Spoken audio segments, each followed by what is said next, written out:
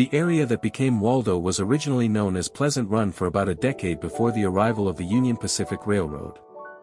On October 1, 1888, the Uniontown Company purchased 280 acres of land from the railroad and officially established the town, naming it after a railroad executive. This strategic location along the rail line quickly positioned Waldo as a vital hub for local farmers, facilitating the shipment of grain and other agricultural goods to broader markets. By the early 1900s, Waldo had developed a modest business district featuring a bank, general stores, and 3 grain elevators, serving as a key receiving and shipping point for the surrounding agricultural district in Russell County. The town's population reached around 300 by 1915, supported by a weekly newspaper called The Advocate and essential services like telegraph, express offices, and a post office with rural routes. In May 1911, Waldo formally incorporated as a city, marking its transition from a railroad stop to a self-governing community with growing infrastructure. Waldo's heyday came in the 1920s, when its population peaked at about 300 residents, bolstered by prosperous farming in the Smoky Hills region along the West Fork of Wolf Creek. The town thrived as an agricultural center, with wooden business buildings lining the main streets and serving the needs of nearby homesteaders.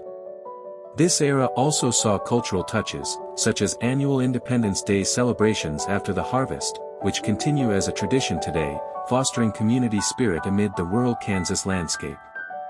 Starting in the 1930s, Waldo began a gradual population decline due to broader economic shifts in rural America, including the Dust Bowl and mechanized farming that reduced the need for small-town labor.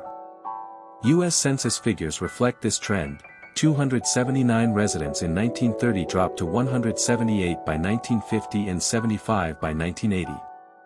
Significant losses included the closure of Waldo High School in 1964 and Waldo Grade School in 1979, as students consolidated into larger district schools, further eroding the town's vitality.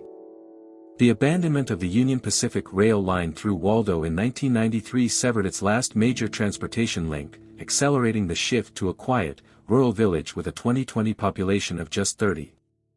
Despite the downturn, efforts to preserve history persist through the Waldo Senior Center, which houses a small museum showcasing artifacts and stories from the town's railroad and farming past.